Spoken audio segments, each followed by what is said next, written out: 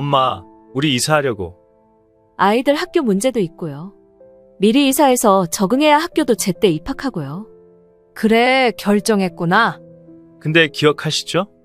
예전에 저희 전셋집에서 살기 시작할 때 나중에 애들 초등학교 들어가면 집 사주신다고 했던 거요. 그때 약속은 상황이 지금과 달랐을 때였지. 어머님 덕에 결혼도 잘했어요.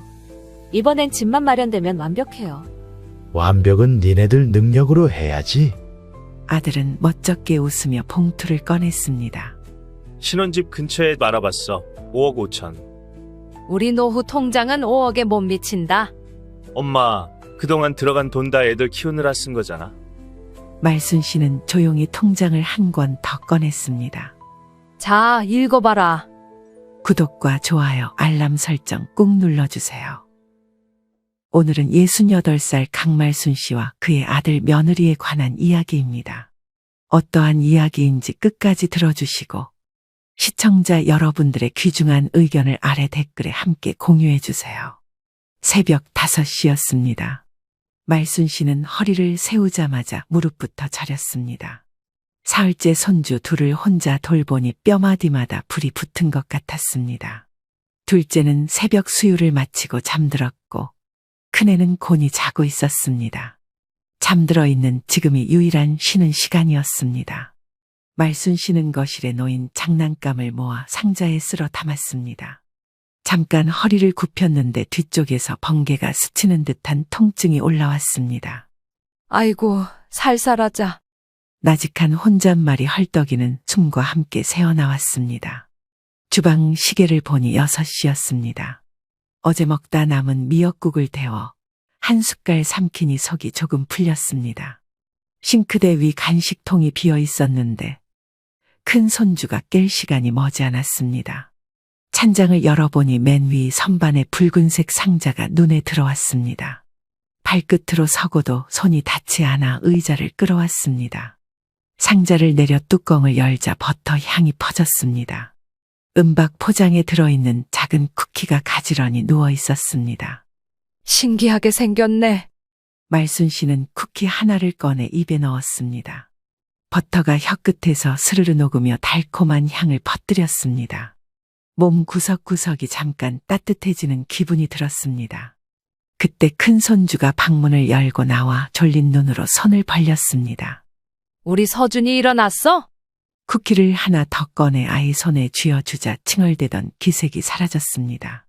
아이가 맛있다며 고개를 끄덕였고 말순 씨도 모르게 미소가 새어나왔습니다. 달콤함이 입안에서 사라지자 허리 통증이 다시 올라왔습니다. 남은 쿠키는 16개쯤 되어 보였습니다. 엄마 오면 달라고 그래. 말순 씨는 상자를 하단 찬장으로 옮겼습니다. 낮 12시 둘째는 안아줘야만 잠이 들었습니다. 3번쯤 허리를 구부렸다 편히 땀이 비오듯 흘렀습니다. 점심은 김 싸먹은 주먹밥 2알이 전부였습니다. 오후 4시가 넘어 빨래를 널고 나니 하늘이 붉어졌습니다. 트렁크 바퀴 소리가 현관 앞에서 멈췄습니다. 엄마, 우리 왔어. 어머님, 애들 괜찮았죠? 손주가 엄마를 보자 달려갔고 말순 씨는 안도 섞인 미소를 지었습니다. 재밌게 놀다 왔니? 덕분에 잘 쉬었어요. 쇼핑백이 바닥에 우르르 놓였습니다. 숙소 어메니티와 아이들 옷, 화장품 세트가 가득해 보였습니다. 많이 샀구나. 현지 마트가 싸더라고요. 며느리는 쇼핑백을 옮기며 부엌 상부장을 열었습니다. 빨간 상자가 없네. 말순 씨의 손끝이 떨렸습니다. 그거? 아이 간식인 줄 알고 꺼내서 좀 먹었어. 그건 서준이 것도 아니고 제 과자예요. 목소리가 전에 없이 높았습니다. 가연아, 엄마가 모르고 드셨다잖아. 이건 돈 있어도 못 사는 거예요. 한 상자에 13만 원이에요. 이게 얼마나 비싼 건데 말도 없이 함부로 드세요. 높이 올려둔 거 보면 딱 봐도 모르시겠어요? 진짜 아껴 먹고 있던 건데 아까워서 어떡해. 아들 대호 씨가 싱크대 옆에서 눈살을 찌푸렸습니다. 그럼 내가 변상할게. 돈으로 될 문제가 아니라고요. 엄마, 오해하지 마. 과자 몇 개가 그렇게 귀중해? 모르고 먹을 수도 있지. 그렇게 면박을 주니? 그렇게 말씀하시면 저도 섭섭해요. 엄마 요즘 예민해서 그래. 피곤하시겠지. 당신도 그만하고 엄마도 그만해. 말순 씨는 주방 행주를 쥔 손에 힘이 들어갔습니다. 순간적으로 어지러워 벽을 짚었습니다. 아들이 다가와 팔을 받쳤지만 말순 씨는 몸을 떨치듯 뿌리쳤습니다. 늦었네. 우리도 가야겠다.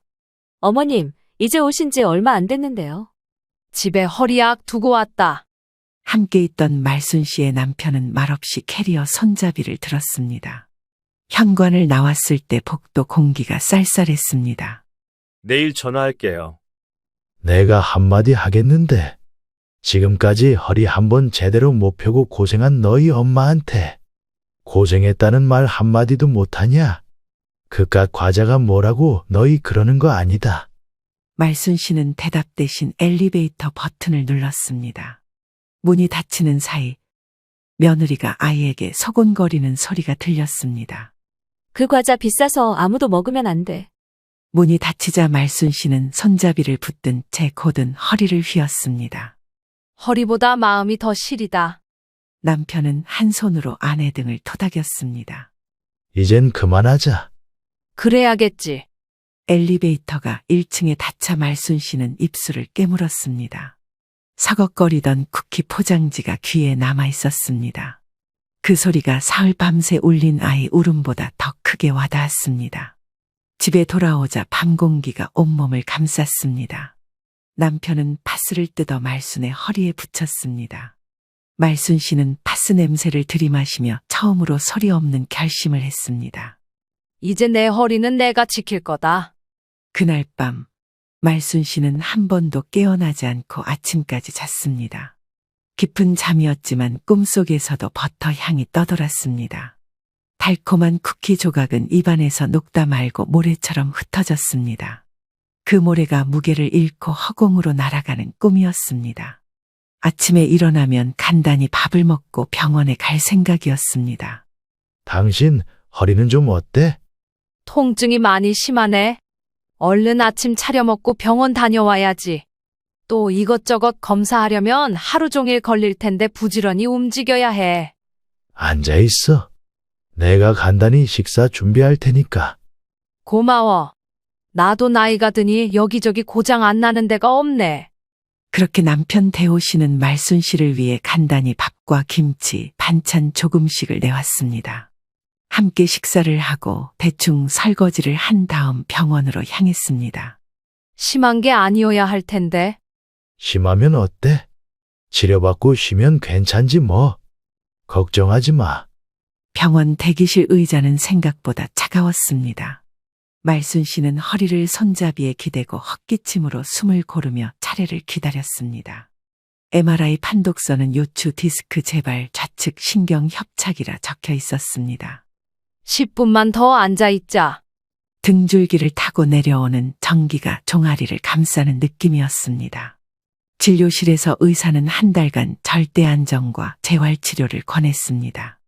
애 맡겨둔 집에 오늘도 가야 하는데요. 의사는 고개를 젓고 진통제 처방전을 끊어주었습니다. 지금 그 상태로 일을 하신다거나 무리해서 집안일을 하신다면 상태가 급격히 악화되실 수 있습니다. 우선 진통제 처방해 드릴 테니 경과 지켜보시고 다음 주에 다시 내원하세요. 의사와 남편의 만류에도 불구하고 말순 씨는 어쩔 수 없이 아들이 집으로 향했습니다. 남편이 도와준다며 함께 길을 나섰습니다. 별다른 일이 없으면 항상 아들의 집에 같이 왔습니다. 지난밤 기분이 상했던 일을 생각하면 가만히 있을 수 없다며 오늘은 유독 일을 가는 듯 했습니다. 엄마, 많이 늦었네. 근데 왜 병원까지 다녀? 허리가 다시 벌어졌대. 저희도 요즘 과로라 허리가 장난 아니에요. 말순 씨의 눈길이 며느리 손에 들린 머그잔 위로 스쳤습니다. 급할 때만 애 맡기면 좋겠다. 갑자기 그러면 우리 어떡해? 어머님도 손주 보면 행복하시잖아요. 그 말이 귀에 꽂히자 말순 씨는 들고 있던 MRI 판독서를 테이블에 놓았습니다. 행복도 허리가 있어야 누리지. 병원비도 드릴 테니 치료받으면서 봐주면 안 돼요? 맞아요. 저희도 양가 도움 아니면 못 버텨요. 말순 씨는 잠시 입을 다물었습니다. 테이블 위 라떼 거품이 천천히 꺼졌습니다. 차라리 제대로 월급 챙겨드릴게. 그동안 너무 적게 드렸지. 그걸로 치료도 받고 하고. 아들은 A 사용지를 꺼내 아이 돌봄 지원표를 그리기 시작했습니다. 월 화수목금 오후 2시부터 밤 8시. 하단엔 육아비 월 100만이라 적혔습니다. 말순 씨는 바보가 아니었습니다. 요즘 베이비시터를 구하면 저 돈으로는 택도 없었습니다. 기가 막혔지만 말순 씨는 애써 참고 차분히 말했습니다. 내가 돈이 아쉬워서 그러는 게 아니다. 허리가 이러니 애들 봐주는 게 쉽지가 않아. 병원도 자주 다녀야 되고 애들한테 집중하면 내가 나를 못 돌보잖니? 절대 안정 취하라고 하는데 계속 이런 식이면 내가 힘들지 않겠니? 그럼 얼마면 될까요? 그 한마디가 어이가 없고 살갗을 파고들었습니다. 말순 씨는 허리를 세우려다 숨을 삼켰습니다. 돈으로 해결할 마음이면 시터 알아봐라. 한 달에 300이면 밥도 해주고 집안일도 해주고 다 한다더라. 난 돈 안 받아도 되니까 아픈 거나 좀 치료하련다. 시터는 믿을 수가 없잖아요. 그리고 월 400도 넘어요. 남의 허리값은 공짜냐? 너희 정말 너무 한 거 아니냐? 말 한 번 잘했다. 한 달에 100만 원. 시터 구하면 400만 원이 넘는다고. 그럼 4분의 1도 안 되는 푼돈 받아가면서 아픈 몸으로 애들까지 봐주는데 고작 100만 원. 너희들 지금 엄마 아픈 것보다 너희들 애 어떻게 하면 더 맡길 수 있을지만 생각하는 거 아니냐? 남편 목소리가 의외로 컸습니다. 며느리 눈이 동그래졌고 아들은 눈치를 살폈습니다. 말순 씨는 판독서를 접어 가방에 넣었습니다. 허리 나으면 다시 이야기하자. 그럼 허리 나을 때까지만 낮 시간 반만이라도. 갑자기 이러시면 저희도 곤란하잖아요. 구구절절한 설명이 이어졌습니다. 말순 씨는 창밖으로 시선을 돌렸습니다. 담장 너머 아파트 놀이터에서 그네가 삐걱거렸습니다. 행복하다는 말은 네 입장이지. 내 허리는 아니다. 이대로 통증 참아가면서 애들 봐주다가 정말 수술해야 할 수도 있어. 나 수술해서 병원에 입원하면 병원으로 애 맡기러 올 거니? 그 말에 며느리 얼굴이 일그러졌습니다. 저희가 드리는 봉투로는 모자라단 뜻이네요. 고맙다 소리 듣고 싶었다. 돈이 문제가 아니라고. 아들은 의자에서 반쯤 일어났습니다. 엄마, 가연이 말이 그 뜻이 아니야. 그래, 내 말도 그 뜻이 아니다. 돈이 모자라서 애들을 안 봐준다고 생각하고 자꾸 돈돈거리는 것 같은데. 내 허리가 이러니 애들 봐주는 게 쉽지 않다는 거야. 내가 아프다는데 이악 물고 참고 닥치고 애나 봐라 이거야 뭐야? 말귀를 못 알아듣는 건 너희들이야. 말순 씨는 가방을 둘러매고 엉거주춤 일어섰습니다. 다리 저림이 심해 벽을 짚었습니다. 남편이 팔을 내밀었고 말순 씨는 겨우 균형을 잡았습니다. 밖으로 나오자 늦가을 바람이 뺨을 쓸고 갔습니다. 이제 정말 그만하자. 손주 얼굴 못 보면 어떡해? 허리 끊어지면 손주도 못 본다. 말순 씨는 대답 대신 파스 냄새가 밴 마스크 안쪽으로 숨을 들이마셨습니다. 그날 밤 집 전화가 울렸습니다. 엄마, MRI 봤다며? 오빠한테 확실히 말했어? 이야기는 했는데 엄마는 할 만큼 했어. 혼자서 애 둘을 어떻게 봐. 젊은 사람도 힘들어하는데 나이도 있는 사람이. 더군다나 허리까지 아픈데 뭘 더해. 딸 목소리가 잠시 울컥해 끊어졌습니다. 다음 날 새벽, 말순 씨는 잠결에 일어나지 못했습니다. 눈을 떠보니 해가 중천이었습니다. 오늘 픽업 못 갔네. 핸드폰 메시지는 조용했습니다. 어머님, 오늘 서준이 감기라 집에 데리고 있어요. 푹 쉬세요. 단 한 줄이었습니다. 오후 4시 남편이 현관문 앞에 서 있었습니다. 약 타와야지. 돈이 모자라네. 오늘 육아비인지 뭔지 넣어주는 날이니까 통장엔 있겠지. 말순 씨는 휴대폰을 꺼내 은행 계좌를 확인했습니다. 남편과 함께 약국 계산대에서 약값을 계산하면서 왠지 모르게 마음 한구석이 텅 빈 것 같았습니다. 그날 밤 거실 탁자에 파란 약 봉투가 줄지어 놓였습니다. 남편이 TV를 끄며 말했습니다. 몸보다 사람 마음이 먼저 고장 나더라. 손등을 훔치자 눈물이 묻었습니다. 행복하냐고 물으면 대답을 못하겠네. 남편은 한숨을 삼키고 방으로 들어갔습니다. 새벽녘 말순 씨는 꿈을 꾸었습니다. 꿈속에서 손주가 웃으며 과자를 건넸습니다. 그 과자는 바람 한 번에 산산이 부서져 허공으로 흩어졌습니다. 바람 속에 며느리 목소리가 섞였습니다. 행복하시잖아요. 깨고 나니 눈가가 뜨거웠습니다. 행복은 내 스스로가 정하는 거다. 말순 씨는 창문을 열어 새벽 공기를 들이켰습니다. 그 공기에는 버터 향도 과자 값도 없었습니다. 오직 싸늘한 현실이 폐 깊숙이 스며들 뿐이었습니다. 말순 씨는 아침부터 무릎 뒤가 욱신거렸습니다. 새벽 5시에 일어났더니 밤새 굳었던 허리가 마음처럼 펴지지 않았습니다. 오늘은 비 온다더니 허리가 먼저 알아듣네.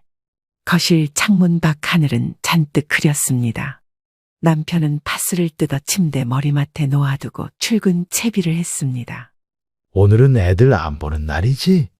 전화 안 오면 말이야.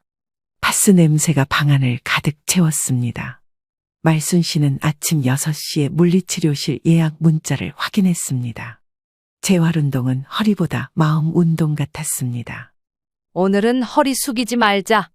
거울 속 허리는 여전히 삐뚤었지만 얼굴빛은 지난달보다 살았습니다. 남편은 주방에서 오트밀을 데우고 있었습니다. 저녁엔 동네 문화센터 가볼래? 요가 초급반? 허리 풀린다더라. 말순 씨는 고개를 끄덕였습니다. 재활치료가 일상이 되면서 시간표는 손주 돌봄 대신 스트레칭 칸으로 채워졌습니다. 일주일째 아들 부부에게서는 아무 연락이 없었습니다. 남편이 신문을 접으며 말했습니다. 조용한 게 편하다 생각해봐. 점심 무렵 딸에게 톡이 왔습니다. 엄마 오빠 SNS 봤어? 못 봤다. 처가랑 한우집 갔던데 엄마한테 말도 없었어? 말순 씨는 머쓱한 웃음이 새어나왔습니다. 남편은 말없이 휴대폰을 내려놓았습니다. 험한 사진 보는 것보다 조용한 게 낫다. 재활을 끝내고 버스를 탔을 때 SNS 알림이 떴습니다. 아들 계정에는 주말 캠핑, 처가 패밀리란 해시태그가 달려 있었습니다. 손주들은 텐트 앞에서 활짝 웃고 있었습니다. 아이들 밝아 보이네. 그러나 마음 한구석에 쌓은 기운이 스쳤습니다. 처가에도 저렇게 부탁하진 않을 텐데. 저녁 6시 아들에게 전화가 걸려왔습니다. 엄마, 월말에 잠깐만 애들 봐주시면 안 될까? 여기서 더 시간 못 만든다. 다음 날 아침 며느리에게서 전화가 왔습니다. 어머님 서운하시죠? 저도 반성 중이에요. 서운한 게 아니라 섭섭한 거겠지. 되었다. 애들 보고 싶으실까봐. 눈에 넣어도 안 아플 손주들이니 보고는 쉽지. 하지만 지금은 내 허리부터 어떻게 해야겠구나. 그 뒤로 전화는 의미 없이 끊겼습니다. 문화센터 첫날 강사가 폼롤러 위에 등을 눕히라 했습니다. 허리가 둥글게 말리며 통증이 퍼졌습니다. 살겠네. 운동 후 집으로 돌아오니 남편이 작은 케이크를 꺼내놨습니다. 허리 0.5cm 펴진 기념? 오늘은 기분도 좋으니 달달한 것 좀 먹어야겠네. 고마워. 둘은 커피 대신 따뜻한 보리차를 부었습니다. 케이크 한 조각이 버터쿠키보다 훨씬 값졌습니다. 그 주 금요일 아들이 집 앞에 찾아왔습니다. 손에 빈 봉투 하나가 들려 있었습니다. 엄마, 할 말 좀. 들어와라. 아들은 거실에 앉자마자 손을 비볐습니다. 시터 구했는데 적응에 2주 걸린대. 그때까지만 그만하자. 네 말도 지쳤다. 생활비도 올릴게. 쿠키 값도 줬다. 엄마, 그래도 우리 애들 사랑하잖아. 사랑이 밥 먹여주냐? 내 허리 낫게 해준다니? 아들은 얼굴이 붉어졌습니다. 그럼 연락은 드려도 돼. 연락은 괜찮다. 애들은? 종종 소식이나 전해. 맡기지는 말고. 말순 씨는 짧게 답하고 자리에서 일어났습니다. 얼음장 같은 대답이 아니라 짧고 단호한 종결이었습니다. 아들이 돌아간 뒤 남편이 말했습니다. 연락 창구는 열어놨어야지. 됐어. 알아서 다 연락하겠지. 안 하면 그만이고. 지금은 진짜 쉬고 싶어. 그래도 보고 싶을 땐 참아야지 뭐. 애들은 알아서 잘 큰다잖아. 어련히 알아서 잘 크려고. 남편은 고개를 끄덕였습니다. 주말 아침, 요가 강사는 허리를 더 누르라 지시했습니다. 척추가 바닥에 붙고 가슴이 열릴 때 말순 씨는 이상하게 눈물이 고였습니다. 허리가 펴지니 마음도 펴지네. 운동이 끝난 뒤 강사는 근육 성장 노트라 적힌 작은 수첩을 나눠줬습니다. 말순 씨는 첫 장에 허리 회복 플러스 마음 자립이라고 썼습니다. 집으로 돌아오자 남편이 통장 자동이체 알림을 보여줬습니다. 노후 자립 계좌에 첫 20만 원이 이체됐습니다. 작지만 첫걸음이네. 말순 씨는 웃었습니다. 해질녘 거실 커튼 너머 붉은 노을이 번졌습니다. 말순 씨는 창가에 서서 천천히 허리를 돌렸습니다. 절뚝거리던 느낌이 줄어 있었습니다. 어이구, 이제야 좀 살겠네. 언제쯤이면 다 나으려나. 안방 벽지에 걸린 가족 사진 속 어린 손주와 눈이 마주쳤습니다. 보고 싶다는 감정보다 돌볼 수 없다는 현실이 먼저 떠올랐습니다. 그러나 마음 한편에는 초콜릿같이 미세한 그리움이 녹고 있었습니다. 보고 싶으면 영상통화하면 되지. 그렇게 시간이 흘러 늦은 봄이었습니다. 말순 씨는 문화센터 난타 수업을 끝내고 나오는 길에 벚나무 아래를 걸었습니다. 팔 돌림 동작 덕분인지 어깨가 한결 가벼웠습니다. 허리보다 팔 근육이 먼저 살아났네. 버스 정류장에 서자 휴대폰이 울렸습니다. 화면에 아들이라는 이름이 떴습니다. 엄마, 이번 주말에 시간 돼? 재활 스케줄 빼면 괜찮다. 차라리 집에 찾아갈게. 무슨 일인데? 긴 얘기니까 그날 말할게. 토요일 오후 아들 부부가 두툼한 서류 봉투를 들고 찾아왔습니다. 엄마, 우리 이사하려고. 아이들 학교 문제도 있고요. 미리 이사해서 적응해야 학교도 제때 입학하고요. 그래, 결정했구나. 근데 기억하시죠? 예전에 저희 전셋집에서 살기 시작할 때 나중에 애들 초등학교 들어가면 집 사주신다고 했던 거요. 말순 씨는 식탁 가장자리를 손끝으로 두드렸습니다. 그때 약속은 상황이 지금과 달랐을 때였지. 어머님 덕에 결혼도 잘했어요. 이번엔 집만 마련되면 완벽해요. 완벽은 니네들 능력으로 해야지. 아들은 멋쩍게 웃으며 봉투를 꺼냈습니다. 신혼집 근처에 알아봤어. 5억 5천. 우리 노후 통장은 5억에 못 미친다. 엄마, 그동안 들어간 돈 다 애들 키우느라 쓴 거잖아. 말순 씨는 조용히 통장을 한 권 더 꺼냈습니다. 자, 읽어봐라. 통장 첫 장에 2018년 전세 보증금 대납 2억이 적혀 있었습니다. 다음 페이지는 생활비, 차량비, 책값, 육아비 등 자잘한 항목이 끝없이 이어졌습니다. 기저귀, 간식, 분유, 이유식 등 돈이 한두 푼이 아니었습니다. 이렇게 많았어? 집 한 채 깜 넘는다. 그래도 집은 약속하셨잖아요. 그 약속 지키려고 이미 집 값어치를 줬잖아. 그게 말이 돼. 네 말보다 숫자가 정확하다. 그걸 보고도 그런 말이 나와? 한 달에 꼴랑 몇십만 원 줘놓고 뭘 어떻게 애토를 보라는 거냐? 너희도 살아보니 알 거 아니냐? 애들한테 들어가는 돈만 기본 돈 200 이상이 들어가. 우리가 너희한테 일일이 돈을 달라고 했니? 뭘 했니? 전부 다 우리 돈으로 했잖아. 그러면 우리가 오히려 더 해줬으면 해줬지. 못 해준 건 없다고 본다. 이미 집 한 채 사주고도 남은 거나 다름없어. 잠시 정적이 흘렀습니다. 아이들 목소리가 현관 바깥에서 희미하게 들렸습니다. 더 이상 할 말 없으면 그만 가봐. 나머지는 우리 노후 자금 해야 하고 너희들도 알다시피 병원비도 많이 들고 더는 못 해준다. 그것도 많이 양보해 준 거다. 애들 데리고 이 집에 다시 오지 말라는 뜻인가요? 엄마, 부모가 이렇게까지 끊어버리는 게 어딨어? 끄는 건 과자 한 상자 값부터다. 이미 그때 이후로 온갖 정이 다 털렸어. 엄마 아픈데 고생하고 힘들어하는 건 안 보이고 그깟 과자 몇 조각에 의를 져버려? 난 그런 취급받으면서 애들 못 봐줘. 내 허리가 더 우선이야. 우리 잘못인 거 알아요. 그러니 이번 한 번만. 그만 듣고 싶구나. 이제 가봐. 말순 씨는 남편 팔을 잡고 자리에서 일어났습니다. 현관에 서서 아들이 서류를 접어넣고 있었습니다. 엄마, 진짜 마지막 기회야. 기회는 네 아이들에게 써라. 문이 닫히자 남편이 한숨을 길게 내쉬었습니다. 마음 약해질까봐 말도 못했네. 허리만큼 마음도 단단해졌다.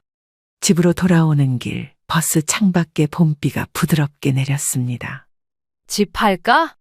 월세 줘서 월세만 받아도 충분해. 그러면 더는 기대 못하겠지. 마음 같아서는 아무것도 해주기 싫어. 저녁 식탁에 고등어가 올랐습니다. 남편은 신문 재테크 면을 찢어와서 말했습니다. 어르신 전용 임대주택 정보라네. 전용? 자식 소득 계산 안 해도 된대. 말순 씨는 웃음을 삼켰습니다. 자식 소득 계산은 이젠 필요 없지. 밤늦게 딸에게 영상통화를 걸었습니다. 엄마 얼굴 좋아졌네. 아들 얘길 좀 했어? 집 얘기? 집을 사달라는 거야. 근데 몇 년 동안 우리가 쓴 돈이 얼만데. 지들이 뭔데 그런 소리를 해. 잘했어, 엄마. 내가 대원에 전화해서 뭐라고 한마디 좀 해야겠어. 뭐하러 그래? 엄마가 다 말했는데. 쐐기를 박아둬야지. 이게 오냐오냐 하니까 기어오르는 거야. 나 그런 꼴 못 보는 거 알지? 통화 후 말순 씨는 작은 노트를 꺼냈습니다. 첫 페이지에 부부만의 목록이라 적었습니다.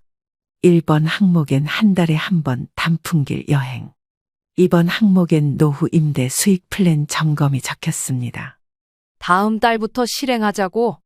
남편이 고개를 끄덕였습니다.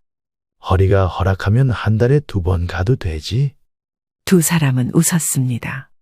말순 씨와 통화를 마친 딸 지연 씨는 곧바로 대호 씨에게 전화를 걸었습니다. 야, 정대호 지금 통화 가능하지? 너 엄마한테 무슨 짓을 한 거야?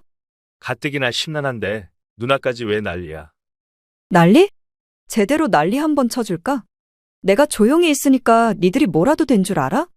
엄마가 알아서 하시니까 가만히 있는 거야. 니들이 엄마한테 그러면 안 되지.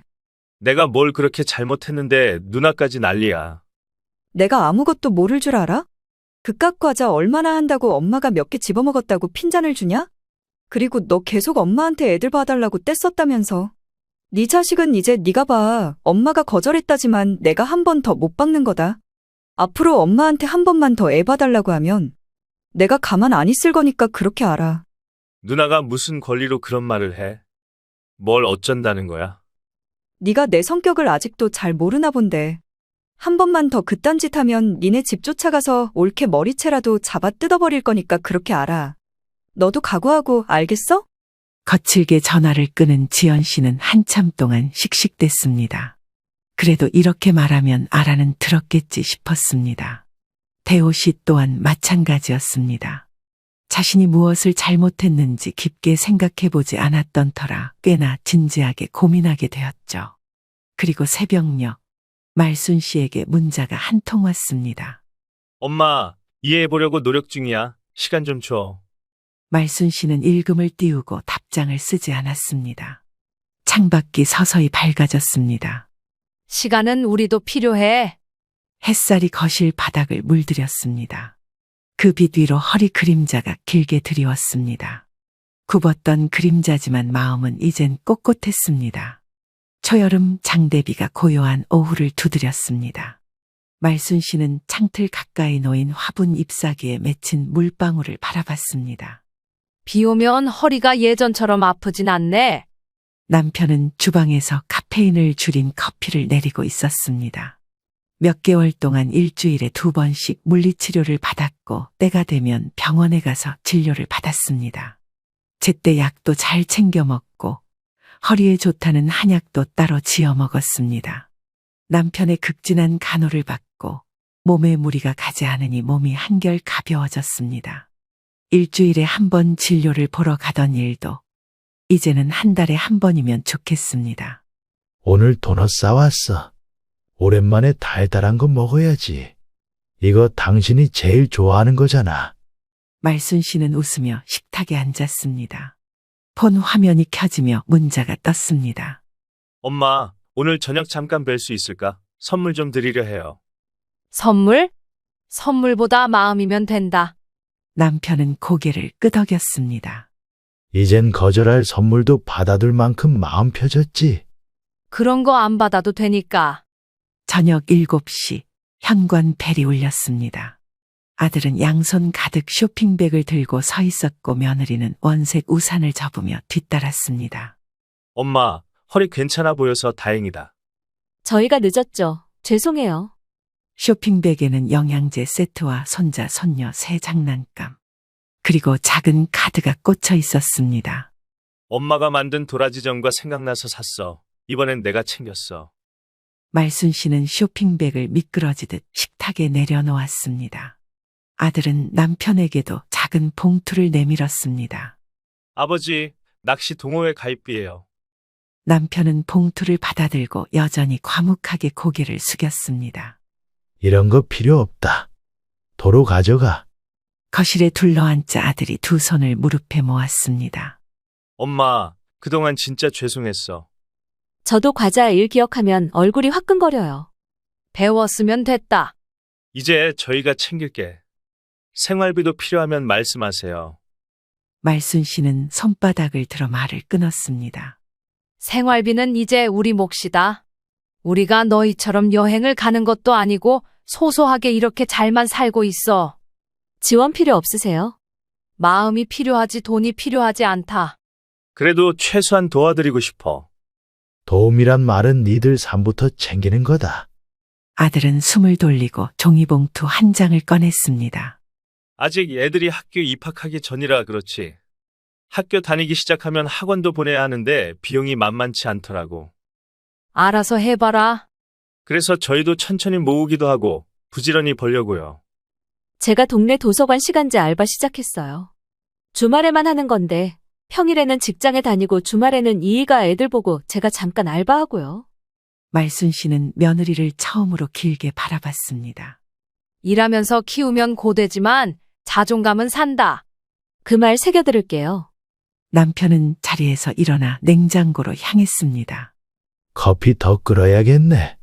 커피가 한 잔씩 채워졌습니다. 비는 여전히 창문을 두드렸습니다. 아들은 카드 봉투를 밀어놓았습니다. 안 받아도 돼. 그래도 놓고 갈게. 받아도 쓸 일 없을 거다. 말순 씨는 고개를 끄덕였습니다. 아들 부부가 돌아가고 말순 씨는 아들에게 받은 카드 봉투를 열어 짧은 문구를 소리내 읽었습니다.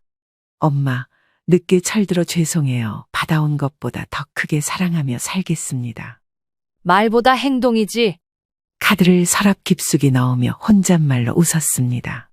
창밖에서 빗물이 멈추고 운전자가 경적 대신 클래식 음악을 낮게 틀고 지나는 소리가 들렸습니다. 그리고 얼마 지나지 않아 지연 씨에게 전화가 왔습니다. 엄마, 오늘 대운에 왔다 갔다며? 별말 없었어? 자기들이 잘못했다고 그러더라. 생활비를 보태주겠대. 필요 없냐고 물어보더라고. 그래서? 필요 없다고 했지. 니들 삶부터 챙기라고 일러뒀어. 지난번에 한 소리 했던 게 씨알 좀 먹혔나 보네. 조금이라도 깨달았으면 다행인 거지.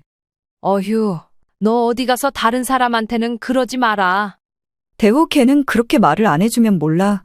이번에 나도 두 사람한테 실망했잖아. 그래서 한마디 거둔 것도 있고. 어쨌든 이제부터 마음 쓸 일 없을 거니까 건강이나 잘 챙기셔. 그래, 고맙네. 이래서 딸이 하나 있어야 한다고 하나보다. 말순 씨는 통화를 끝내고 남편과 함께 잠자리에 들었습니다. 그동안 마음고생 많았지. 남편이랍시고 있는 게 크게 도움은 못 됐네. 그런 게 어딨어. 이렇게 같이 있는 것만으로도 좋은 거지.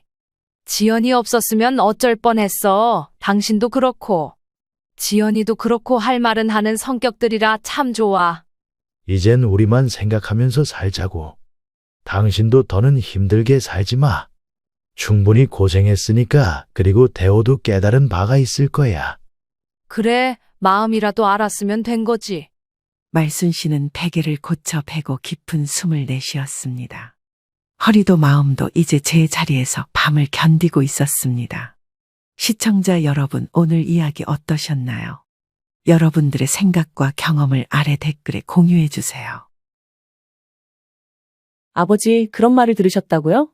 그런 오해를 문자 한 줄로 어떻게 그럴 수가 있죠? 아빠가 뭘 잘못한 건 아니니까 울 필요 없어, 지영아.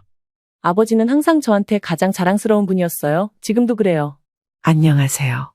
저는 현재 복지관 근무 중인 60대 후반 남성입니다. 아침 6시 은퇴한 지 몇 년이 지났지만 여전히 저는 이 시간에 눈을 뜹니다. 몸이 먼저 반응하는 건 평생을 새벽 출근으로 살아온 결과겠죠. 젊었을 때는 그저 성실한 게 미덕이라 믿고 살았습니다. 시청 복지과에 처음 발령받았던 날, 무탈하게 30년만 채우자 하고 혼잣말했던 기억이 납니다. 그 30년이 40년이 되었고 결국 저는 별 탈 없이 정년 퇴직을 했습니다. 은퇴 후에는 여행도 가고 책도 읽고 여유를 즐기려 했지만 한 달, 2달 시간이 갈수록 손이 허전하더군요. 무언가를 해야 숨이 쉬어지는 저 같은 성격에게는 한가함이 곧 고역이었습니다. 그걸 눈치챈 건 제 딸 지영이었습니다. 아버지, 일 아니면 불안한 사람처럼 보여요. 솔직히. 이 나이에 새로 뭘 할 수 있다고 그러냐? 복지관 같은 데 가보세요. 아버지 같은 분들이 일도 도우면서 의미도 찾으시던데요. 지영이는 교사로 일하면서도 늘 저를 살뜰히 챙겼습니다. 아내 없이 저를 돌봐온 시간이 그녀에겐 익숙했겠지만 저는 그게 늘 미안하고 고마웠죠. 며칠 뒤 저는 동네 복지관에 발을 들였습니다. 관리실장에게 제 소개를 했더니 잠깐 놀라시더군요. 어르신 전직이 시청국장이셨어요? 근데 이 일 하시겠다고요? 일은 다 같은 일이지요. 필요한 일을 하면 되는 거 아닙니까? 그렇게 저는 복지관의 시설관리 담당으로 다시 출근을 시작했습니다. 아이들이 다녀간 강당을 정리하고 어르신들 방 전등을 갈고 겨울엔 보일러 온도 체크하고 여름엔 에어컨 필터 청소도 하죠. 가끔은 복지사인 제 조카 성우와 눈이 마주치기도 합니다. 삼촌, 벌써 마당까지 다 쓸고 계시네요. 역시 아침형이 인간이세요. 넌 아직도 늦잠 자냐? 난 공무원 체질은 못 고치겠더라. 복지관은 북적이는 것 같으면서도 적당히 조용한 곳입니다. 그곳에 있다 보면 사람 냄새가 납니다. 손주 자랑하는 어르신, 과묵한 노부부, 수줍은 아이들. 그 속에서 저는 어느새 아버지가 아닌 그저 도영씨로 불리며 다시 사람이 되어가고 있었죠. 그 무렵 지영이 제게 조심스레 말을 꺼냈습니다. 아버지, 저 만나고 있는 사람이 있어요. 결혼까지 생각 중이고요. 그래, 네가 좋으면 됐다. 어떤 사람이냐? 규민 씨라고 대기업 다녀요. 좀 체면도 따지고 예민한 면도 있지만 따뜻한 사람이에요. 처음 듣는 이름이지만 딸이 고른 사람이라면 믿기로 했습니다. 며칠 뒤 규민이라는 남자가 인사를 하러 왔습니다. 말은 공손했고 외모도 반듯했지만 묘하게 계산적인 눈빛이 느껴졌습니다. 처음 뵙겠습니다. 지영이에게 들은 대로 아주 점잖고 따뜻한 분 같으세요. 별말을 다 하네. 앉게, 편히 앉아. 식사 중 규민은 저에게 요즘 어떻게 지내시는지 묻더군요. 아버님은 혹시 퇴직하시고 지금은 어떤 일 하세요? 동네 복지관에서 일하고 있네. 관리직 같은 거지, 청소나 보수 같은 일들 말이야. 그 말을 듣는 순간 규민의 눈동자가 잠시 멈추는 걸 저는 놓치지 않았습니다. 지영이는 말없이 밥만 뜨고 있었고 분위기는 금세 조용해졌습니다. 규민이 돌아간 후 지영이 제게 말했습니다. 규민 씨가 그런 쪽 일도 하신다고 좀 놀란 것 같아요. 원래 그런데 민감한 편이라서요. 놀랄 게 뭐 있냐? 일하는 게 부끄러운 건 아니잖아. 그날 밤 저는 오랜만에 혼자 술을 한 잔 마셨습니다. 무시당한 건 아니었지만 묘하게 가볍게 여겨진 기분이 들었죠. 그 기분을 어디에도 말할 순 없었습니다. 다음 날 복지관 마당을 쓸며 저는 스스로에게 말했습니다. 그래도 난 내가 하는 일이 좋다. 내가 나를 부끄러워하면 그땐 정말 끝이지. 그리고 그 말을 들은 듯 성우가 커피를 들고 다가왔습니다. 삼촌 커피 한잔 하세요. 오늘도 벌써 다 쓰르셨네요. 내일은 네가 먼저 와서 빗자루 들고 있어봐라. 세상이 다르게 보일 거다. 그 순간 저는 또다시 오늘을 살아갈 이유를 찾은 듯했죠. 상견례 얘기가 나오기 시작한 건 규민이 저희 집에 인사 온 지 한 달쯤 뒤였습니다. 지영이는 어느 날 조심스럽게 제게 묻더군요. 아버지, 저희 양가 가족들끼리 한번 자리 만드는 거 어때요? 너무 오래 미루는 것도 예의가 아닐 것 같아서요. 그래야지 나도 궁금하긴 하다. 규민이 어머님은 어떤 분이신지. 그렇게 상견례 자리는 강남의 고급 한정식당에서 열리게 됐습니다. 솔직히 말해 저는 그 장소 자체부터 조금은 버거웠습니다.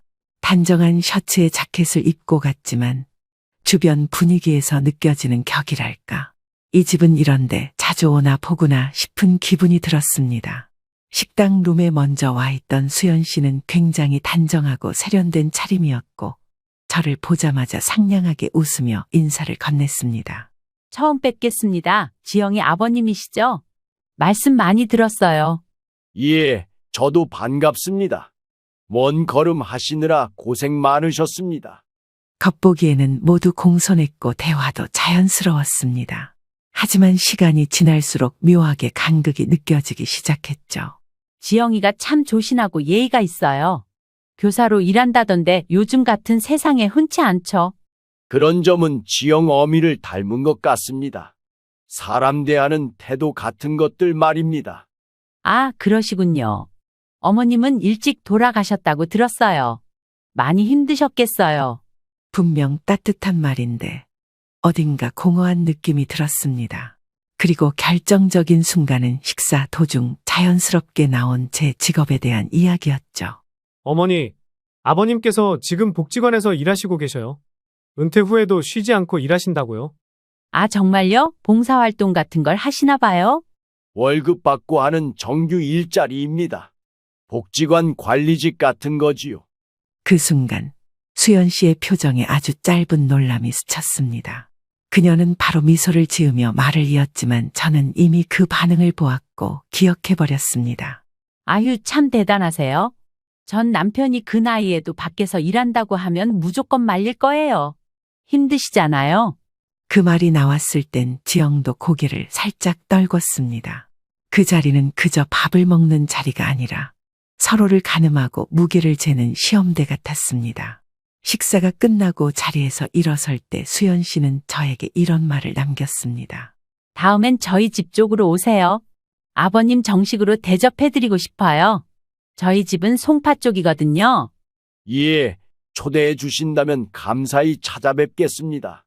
하지만 돌아오는 길, 지영이 차 안에서 조용히 말했습니다. 아버지, 혹시 기분 나쁘셨던 건 아니죠? 왜 그러냐? 나야 그냥 네가 좋으면 됐지.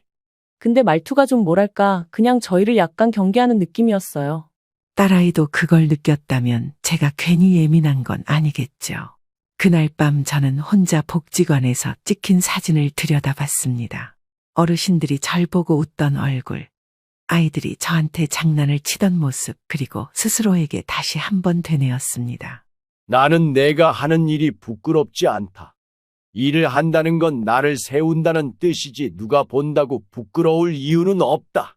다음 날 복지관 마당에서 성우와 마주쳤습니다. 삼촌, 어제 상견례 잘하셨어요? 차려입고 간 게 무색하게 말 한마디에 찬바람이 들더구나. 아이고, 벌써 그 집 분위기 파악하신 거예요? 역시 촉은 살아계시네. 근데 지영이는 벌써 그 집 딸이더라. 얼굴은 안 변해도 말끝이 조심스러워진다. 그날 오후 딸에게 문자가 왔습니다. 아버지, 혹시 다음에 규민 씨 부모님 뵈면 지금 일 말 안 하면 안 될까요? 아버지가 힘든 일 하시는 걸로 오해하실 수도 있어서요. 그 문장을 여러 번 읽었습니다. 그리고 휴대폰을 잠시 내려놓고 깊은 숨을 내쉬었습니다. 그날 밤 저는 일기장에 이렇게 썼습니다. 내가 존중받고 싶어서 일하는 건 아니다.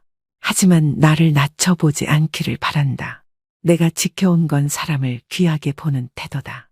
상견례가 끝난 지 일주일쯤 지났을 때 지영이가 주말 아침 밥상머리에서 또 하나의 고민을 꺼냈습니다. 아버지, 규민 씨 어머니가 아버지께 따로 인사드리고 싶대요. 따로 점심 대접하겠다고요. 그래, 그럼 나는 시간 괜찮지. 어디서 본다던데? 강남 쪽 카페인데요. 그냥 커피만 마셔도 된다고 하셨어요. 조용히 이야기 좀 나누고 싶으시대요. 그 말에 저는 조금은 이상한 낌새를 느꼈습니다. 굳이 따로 만나고 싶다는 건 어떤 이유일까? 하지만 지영이가 무리해서 설득하는 듯한 표정은 아니었기에 수락했습니다. 약속 당일, 저는 정장 대신 평소 입던 자켓에 단정한 셔츠를 입고 카페에 나갔습니다. 수연 씨는 먼저 와 있었고 차분한 표정으로 손을 흔들었습니다. 먼저 와 계시네요. 역시 시간을 잘 지키시는 분이시네요. 제가 워낙 이른 생활을 해서요. 복지관도 새벽부터 문 열거든요. 아, 맞다. 복지관 일 하신다고 하셨죠? 잠시 머뭇거리던 수연 씨는 본론을 꺼냈습니다. 사실 오늘 이렇게 뵙고 싶었던 건요. 아버님이 너무 겸손하셔서 혹시 말씀을 안 하셨을까 봐요. 무슨 말씀이신지요? 수연 씨는 천천히 말을 이었습니다. 지영이가 훌륭한 분 밑에서 자라서 지영이 또한 훌륭한 사람이라는 건 알고 있어요. 그런데 결혼은 두 집안이 함께 가는 거잖아요. 그래서 아버님도 규민이와 함께 나중에 뭔가 준비를 해주실 계획이 있는지 궁금했어요. 그 말이 끝났을 때 저는 차를 한 모금 마셨습니다. 이해는 되지만 질문 방식이 다소 직설적이었습니다. 나중에 금전적인 부분에 보탬이 될 수 있겠냐 그런 말이었죠. 지금 집은 오래돼도 제 명이고요. 퇴직금은 크게 손 안 대고 있습니다. 지영이 시집 보내는데 쓰려고 모아둔 것도 있습니다. 수연 씨는 고개를 끄덕이며 웃었지만 그 미소 안엔 여전히 탐색의 기색이 남아 있었습니다. 혹시 연금도 있으신가요? 제가 좀 실례되는 걸 묻는 건 알지만 솔직하게 말씀드리자면 우리 아이가 살면서 너무 힘들어질까 봐서요. 그때부터 저는 이 자리가 확인 면접이었다는 걸 완전히 이해했습니다. 정중하지만 선을 긋는 질문들, 점잖지만 자꾸만 경계심을 드러내는 표정들. 그녀는 나를 사위의 장인이 아닌 사위에게 줄 부담일 수도 있는 존재로 평가하고 있었던 겁니다. 제가 지금도 일하는 이유는 생활 때문이 아닙니다. 의미 때문입니다. 지영이는 그런 저를 부끄러워하지 않습니다. 그게 제가 자랑스러워하는 이유입니다. 수연 씨는 말을 이었습니다. 사실 규민이 성격이 아주 예민해요. 가족 환경에 민감하거든요. 그래서 저도 솔직하게 말씀드리고 싶었어요. 혹시라도 나중에 괜한 오해가 생길 바엔 지금 이렇게 조심스레 여쭤보는 게 낫다고 생각했어요. 이젠 더 이상 숨기지 않는구나 싶었습니다. 겉으론 서로를 위한 대화라 했지만 속으론 우리가 감당할 수 있는 집안인가를 재는 것이었습니다. 그날 밤 지영은 제 눈치를 봤습니다. 아버지, 오늘 어머니 만남 어땠어요? 혹시 기분 상하신 건 아니죠? 사람 마음이라는 게 꼭 기분 상했다고 해서 바로 말로 티내는 건 아니지 않냐? 죄송해요. 규민 씨 어머님이 그렇게까지 물어볼 줄은 저도 몰랐어요. 지영의 얼굴엔 눈물기가 맺혀 있었습니다. 아버지가 누군가에게 품평당했다는 그 사실이 그녀에겐 견딜 수 없었을 겁니다. 며칠 뒤 규민이 우리 집에 혼자 찾아왔습니다. 차 한 잔을 마시며 조용히 말을 꺼냈죠. 아버님, 사실 어머니가 좀 직설적인 편이에요. 불편하셨을까봐 제가 너무 죄송해서요. 그렇게까지 신경 안 쓰거든요. 그래. 나도 그 마음은 알겠는데 말이란 게 본심이 담기는 법이잖아. 어머니가 나를 편하게 본 건 아닌 것 같더라. 규민은 당황한 듯 했지만 억지 웃음을 지었습니다. 결혼은 당사자들이 잘 맞으면 되는 거잖아요. 아버님께서 너무 그렇게까지 신경 안 쓰셨으면 좋겠어요. 저는 대답하지 않았습니다.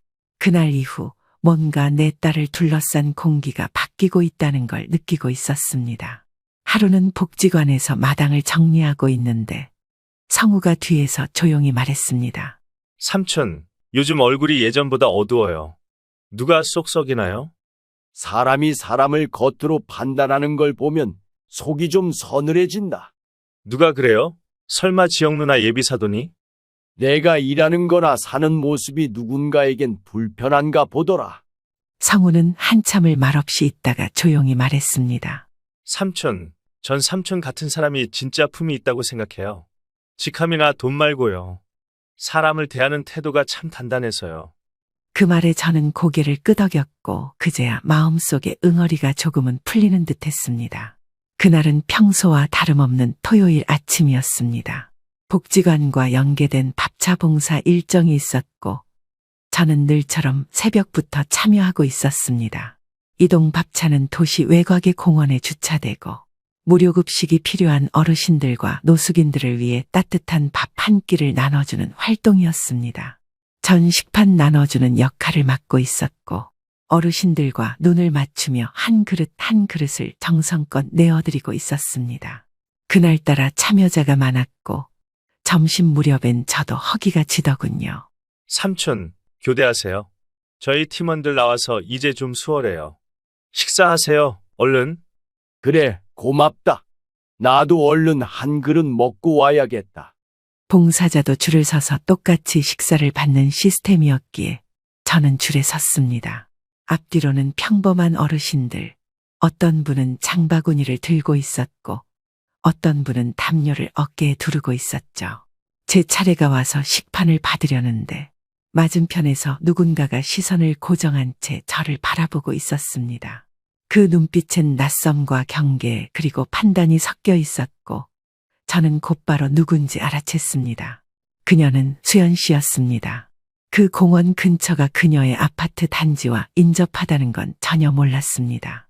그녀는 강아지 산책을 하듯 걷다 저를 마주친 듯 했죠. 눈이 마주친 순간 그녀는 잽싸게 핸드폰을 들어 사진을 찍었습니다. 그리고는 말을 걸지도 않고 뒤돌아선 채 빠르게 그 자리를 떠났습니다. 봉사활동이 끝나고 귀가한 저는 기묘한 기분에 휩싸였습니다. 어딘가 찜찜했고 눈치를 본 느낌이 들었습니다. 그러다 저녁 무렵 제 핸드폰으로 한 통의 문자가 도착했습니다. 보낸 이는 수연 씨였습니다. 첨부된 사진은 바로 몇 시간 전 식판을 들고 있는 제 모습이었습니다. 그리고 아래엔 짧고 단호한 문장이 적혀 있었죠. 어르신, 오늘 공원에서 무료급식 받는 모습 봤습니다. 우리 아들은 그런 집안과 엮이게 할 수 없어요. 이 결혼은 없던 걸로 하죠. 전 그 자리에 서서 휴대폰을 든 채 몇 분을 얼어 있었습니다. 모든 감정이 동시에 밀려왔고 분노보다 먼저 찾아온 건 참담함이었습니다. 바로 전화를 걸었습니다. 수연 씨, 무슨 뜻인지요? 뭔가 오해를 하신 것 같은데 제가 설명드리겠습니다. 수연 씨의 목소리는 예상보다 더 냉정했습니다. 제가 뭘 잘못 봤다는 겁니까? 본 그대로를 말한 거예요. 복지관에서 일한다더니 결국 무료급식 받으러 다니는 분이셨군요. 내가 본 게 있는데 무슨 설명을 어떻게 하시려고요? 그거 다 핑계잖아요. 이제 와서 그럴 필요 없습니다. 이미 이 결혼은 물 건너갔어요. 그건 봉사였습니다. 줄이 길어서 교대 후 직접 받았을 뿐이고요. 누구든 봉사자는 그 방식으로 식사합니다. 그 순간 뒤에서 또 다른 목소리가 들려왔습니다. 남편이자 규민의 아버지였습니다. 내가 그 사진 봤을 땐 깜짝 놀랐어. 대체 어떤 사람이길래 우리 집안이랑 엮이려 했는지. 저는 더 이상 참을 수 없었습니다. 저는 사기꾼도 노숙자도 아닙니다. 은퇴한 공무원이고요. 복지관에서 계약직으로 일하며 지역 봉사를 하고 있는 사람입니다. 하지만 그들의 반응은 냉소뿐이었습니다. 요즘은 다 그런 식으로 속여요. 은퇴한 척하면서 사실은 다 망하고 궁색하게 사는 분들이 얼마나 많은데요. 솔직히 말해서요. 그 옷들도 번듯해 보여도 다 빌린 거 아니에요? 그 말에 저는 입을 다물 수밖에 없었습니다. 더 이상 말해봤자 그들은 들을 준비가 되어 있지 않았으니까요. 전화를 끊고 나니 온몸에 식은땀이 났습니다. 이런 굴욕은 살아오며 처음이었습니다. 그날 밤 지영이 퇴근하고 집에 오자마자 저는 사실을 모두 털어놨습니다. 지영은 말없이 듣고 있다가 눈물을 뚝뚝 흘렸습니다. 아버지, 그런 말을 들으셨다고요? 그런 오해를 문자 한 줄로 어떻게 그럴 수가 있죠? 아빠가 뭘 잘못한 건 아니니까 울 필요 없어, 지영아. 아버지는 항상 저한테 가장 자랑스러운 분이었어요. 지금도 그래요. 그날 밤 부녀는 아무 말 없이 긴 시간을 함께 앉아 있었습니다. 말로는 다 못할 무게가 두 사람 어깨 위에 내려앉은 밤이었습니다. 파혼 통보를 문자로 받았던 날, 저는 처음으로 사람이 무시당하는 게 이렇게 치욕적일 수 있다는 것을 배웠습니다. 그리고 그보다 더 아픈 건 그 오해를 말 한마디 해보지도 않고 사실처럼 단정 짓는 사람들이 있다는 사실이었습니다. 지영은 한참을 말없이 있다가 고개를 들었습니다. 아버지, 나 지금 규민 씨한테 바로 전화할 거예요. 이건 그냥 넘기면 안 되는 일이에요. 지영아, 그 집안이 우리를 그렇게까지 보는 눈이라면 이미 끝난 거다. 그래도 진실은 말해야죠. 아버지가 무슨 노숙자도 아니고 봉사로 간 자리에서 그런 대우를 받는 건 말이 안 돼요. 지영은 곧장 전화를 걸었고 몇 번의 신호음 끝에 규민이 전화를 받았습니다. 스피커폰으로 바꿔놓자 규민의 평소보다 한참 낮은 목소리가 들려왔습니다. 여보세요, 지영아. 나 지금 차 안이야. 무슨 일이야? 당신 어머니가 우리 집에 문자 보낸 거 알아? 문자? 무슨 문자? 우리 아버지 사진이랑 같이 우리 아들은 그런 집안이랑 못 엮인다는 문자를 보내셨대. 봉사활동 하러 가셔서 줄 서서 식사하신 것뿐인데 설명도 안 들으시고 멋대로 오해하셨다더라? 파혼 통보 당했어. 잠깐의 정적. 그리고 이어진 규민의 말은 예상대로였습니다.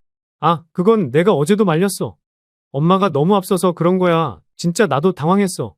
그럼 자네는 그 사진 보고도 아무 생각이 없었나? 그게 아버님이 진짜 그런 상황이 아니란 걸 저는 아니까 그냥 넘기려고 했어요. 넘기려고? 우리 아버지가 뭘 어떻게 했다고 넘겨? 억울한 사람 생기는데도 침묵하는 게 당신 스타일이야? 규민은 아무 말도 하지 않았고 그 정적이 대답보다 더 무거웠습니다. 전화를 끊은 뒤 지영은 조용히 말했습니다. 저 사람, 나보다 저 집안 눈치 보는 것 같아요. 사람이 그렇다더라. 사랑이란 말은 자네도 결단은 눈치 보고 하지. 며칠 뒤 규민은 혼자 저희 집을 찾아왔습니다. 식은 얼굴의 눈동자는 흔들리고 있었고 인사를 하고는 곧바로 말을 꺼냈습니다. 아버님, 저희 엄마가 오해하신 건 정말 죄송합니다.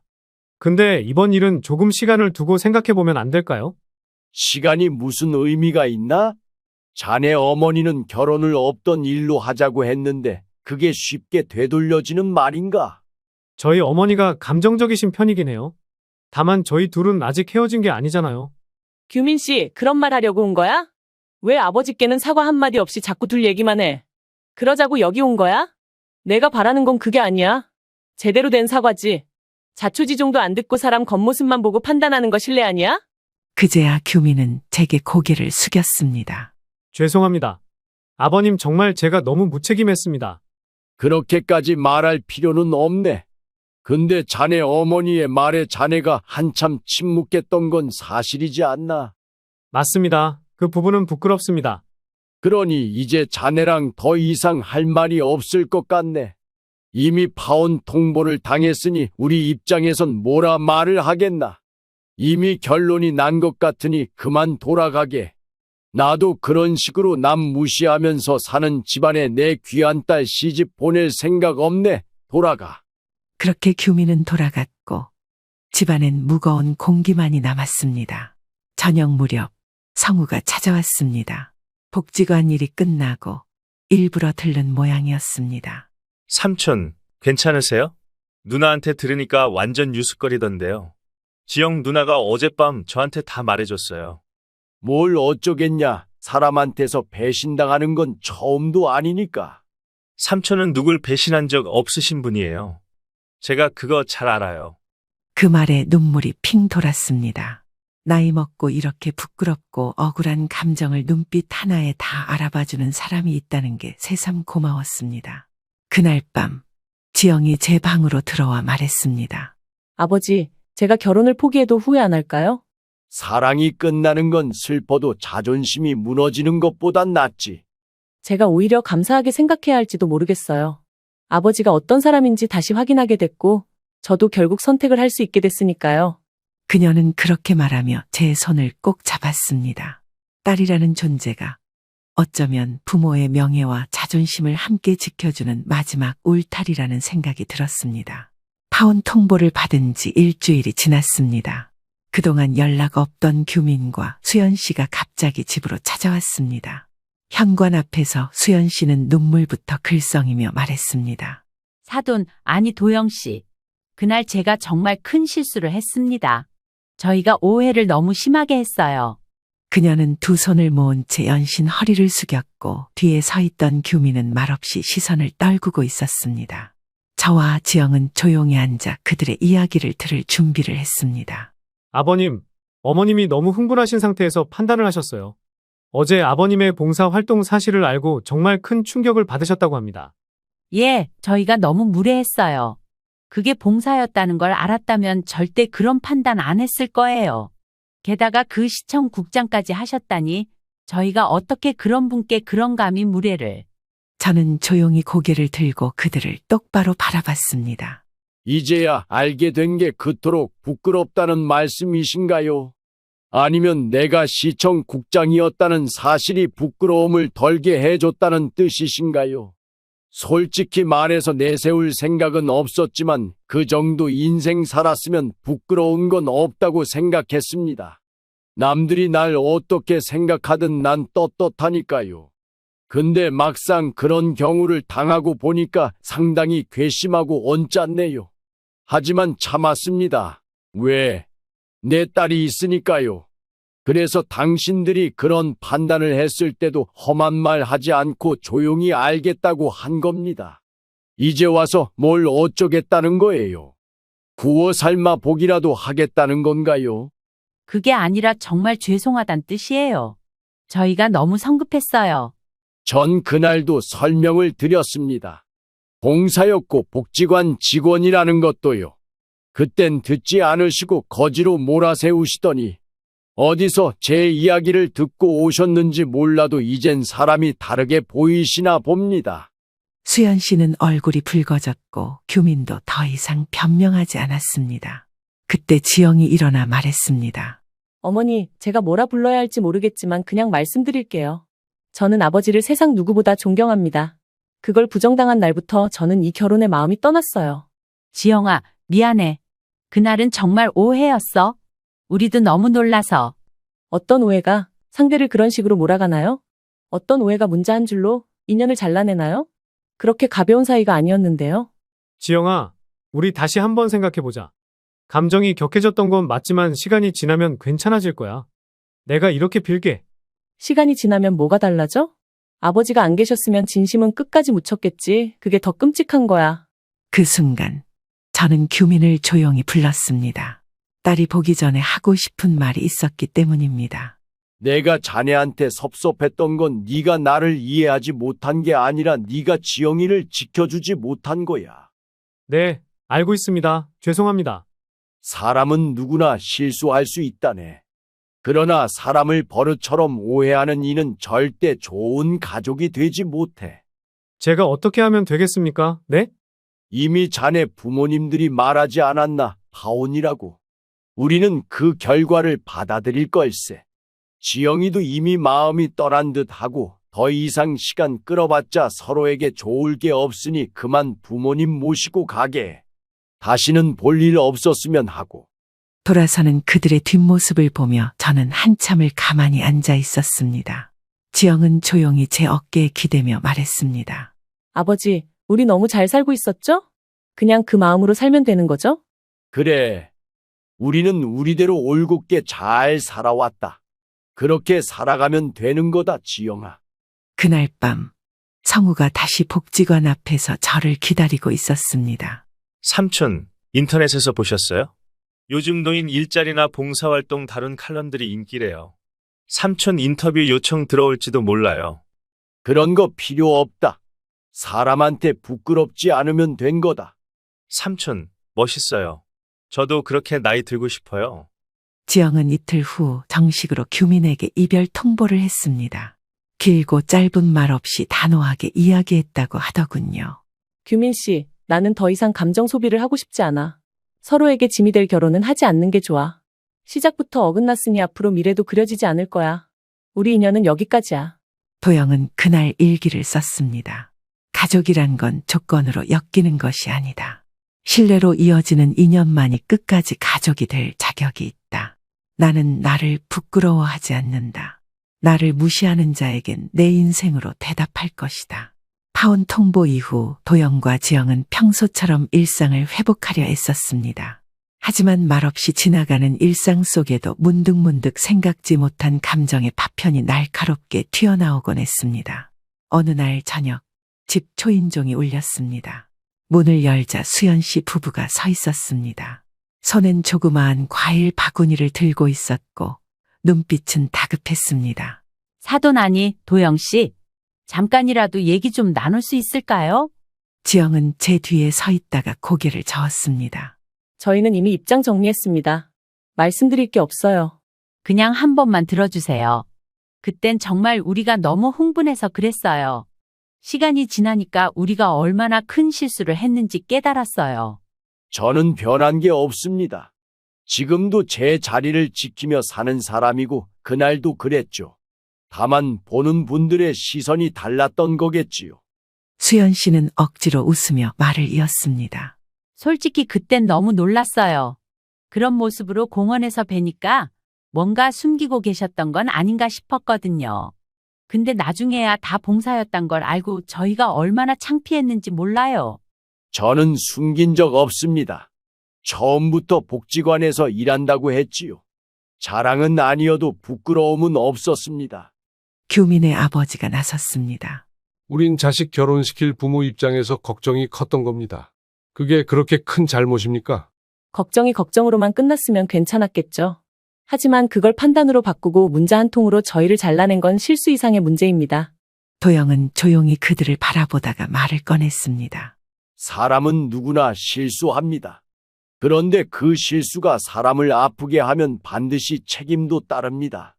사과만으론 부족할 때가 있지요. 수연 씨는 눈물을 닦으며 애원하듯 말했습니다. 저희가 그땐 너무 속이 좁았어요. 도영 씨가 그날도 품위 있게 말씀해 주셨는데 저희가 편견을 갖고 봤다는 걸 이제서야 인정합니다. 지영아, 다시 생각해 볼 수는 없을까? 지금 규민이가 밥도 안 먹고 아무것도 안 하려 해. 사람 하나 살린다 생각하고 제발. 지영은 흔들리지 않았습니다. 이젠 제가 그 집에 어울리지 않는다는 생각이 들어요. 체면과 오해로 사람을 함부로 평가하는 분들 곁에선 제 삶이 망가질 것 같아요. 정말 그렇게 끝내버릴 거니? 우리 아들 아직도 네 생각만 해. 밤마다 잠도 못 잔다고. 규민 씨는 아버지가 무시당했을 때 아무 말도 하지 않았어요. 저는 그걸 두고 결혼 생활을 상상할 수가 없었어요. 그 말을 들은 규민은 고개를 숙였습니다. 지영아, 내가 너무 약했다. 정말 미안해. 너도 아버님도 다 감당할 수 있을 거라 생각했는데 내가 틀렸어. 맞아, 틀렸어. 감당이 아니라 방관이었고 말보다 침묵이 더 아픈 순간이 있다는 걸 당신은 몰랐어. 도영은 마지막으로 조용히 말했습니다. 여기까지입니다.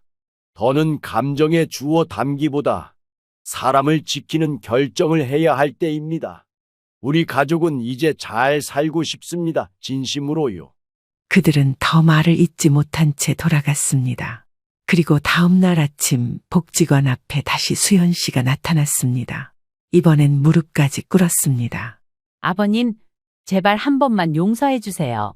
저 정말 후회하고 있어요. 우리 딸 같았던 지영이를 다시 안 볼 수 없다 생각하니 숨이 막혀요. 그 모습을 본 성우가 다가왔습니다. 삼촌, 또 그 사람들이에요?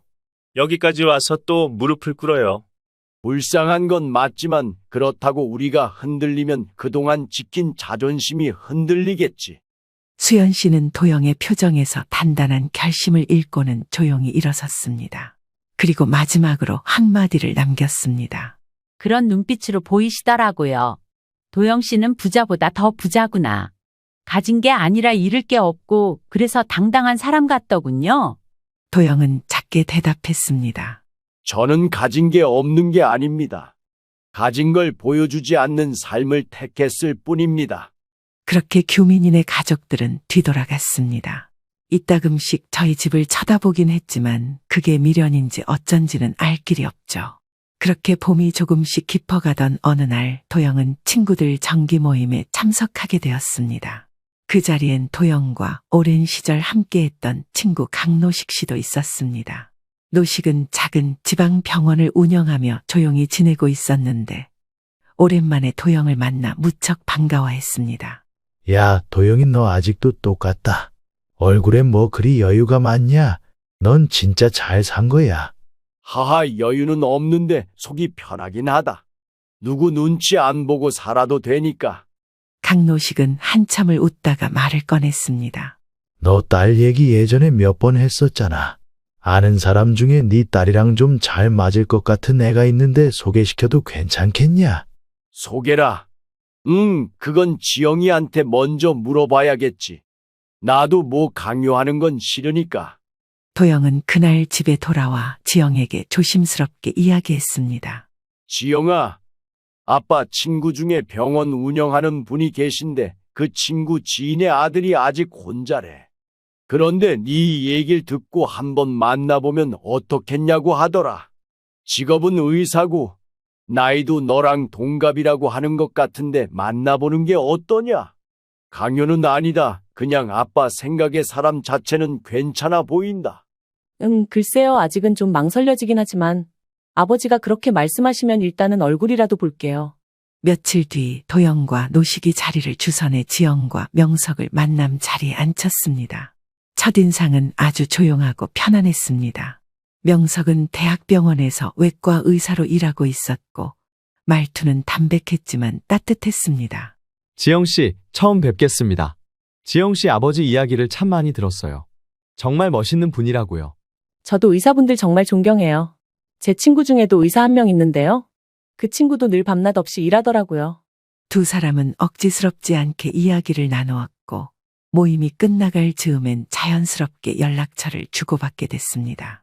그날 밤 도영은 지영에게 슬쩍 물었습니다. 어떠냐? 오늘 만난 그 친구 괜찮았냐? 네, 솔직히 말하면 마음이 조금 편해졌어요. 오늘은 자꾸 뭘 감추거나 눈치 보지 않아도 되니까요. 시간이 흐르며 두 사람은 조심스럽게 연락을 이어갔고 일상적인 메시지와 통화, 병원 앞 커피숍에서의 짧은 만남이 반복되면서 조금씩 서로에 대한 신뢰가 쌓여갔습니다. 어느 날 지영은 아버지에게 조용히 말했습니다. 아버지, 그 사람요. 정말 진심으로 타인에게 관심을 갖는 사람이에요. 내 얘기를 할 때보다 아버지 이야기를 할 때 더 진지하게 들어주더라고요. 도영은 고개를 끄덕였습니다. 사람은 결국 사람에게 마음을 줘야지. 상황이나 조건을 주면 금방 무너진다. 며칠 뒤 명석이 처음으로 도영을 직접 찾아와 인사를 드렸습니다.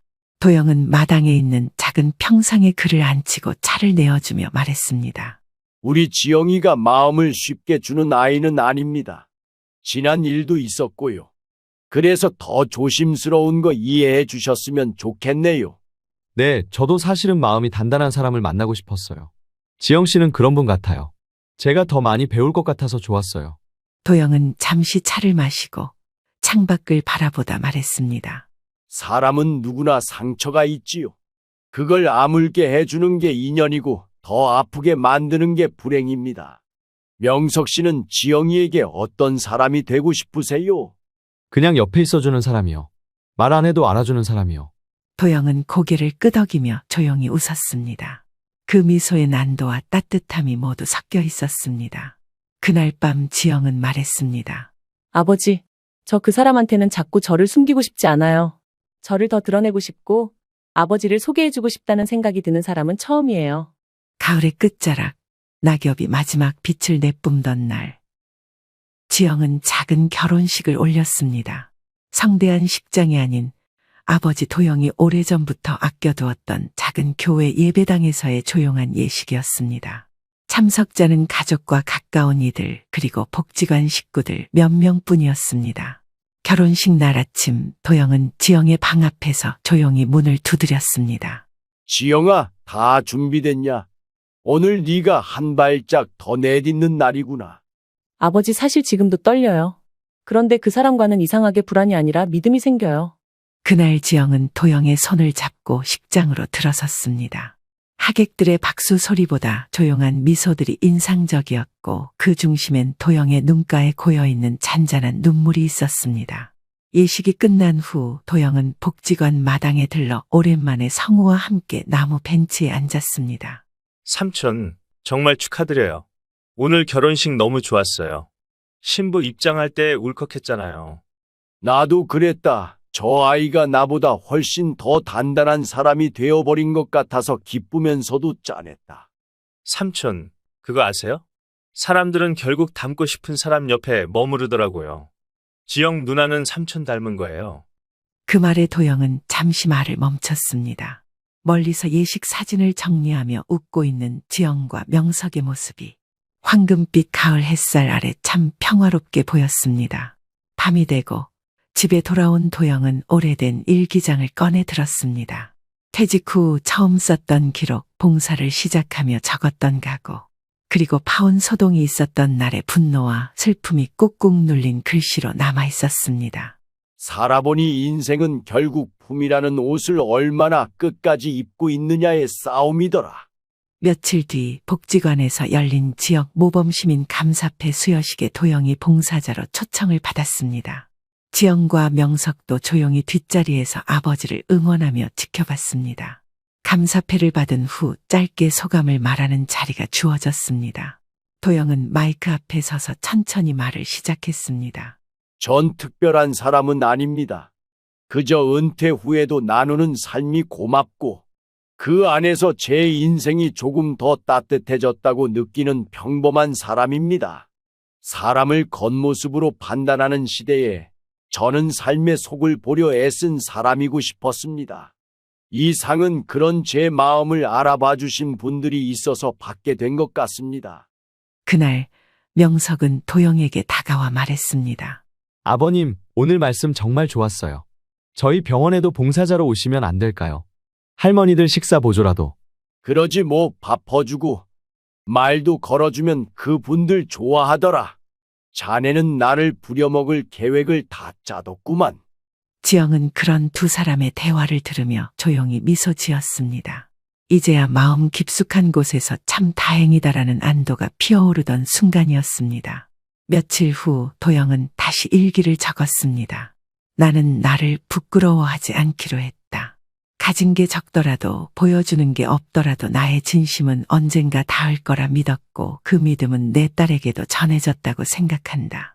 사람은 돈이나 직함보다 그 사람의 무게로 평가받아야 한다는 걸 나는 딸에게 남겨줄 가장 큰 유산으로 삼겠다. 지영은 아버지의 일기를 나중에 우연히 보게 되었고 그 끝자락에 덧붙여 글을 썼습니다. 아버지, 저는 아버지 딸로 살아온 것이 늘 자랑스럽습니다. 이제 저도 저만의 방식으로 누군가에게 그런 어른이 되고 싶습니다. 그 품위 있는 사랑을 담고 싶어요. 지금처럼 평생 함께요. 그 문장을 읽고 도영은 한참 동안 펜을 들지 못했습니다.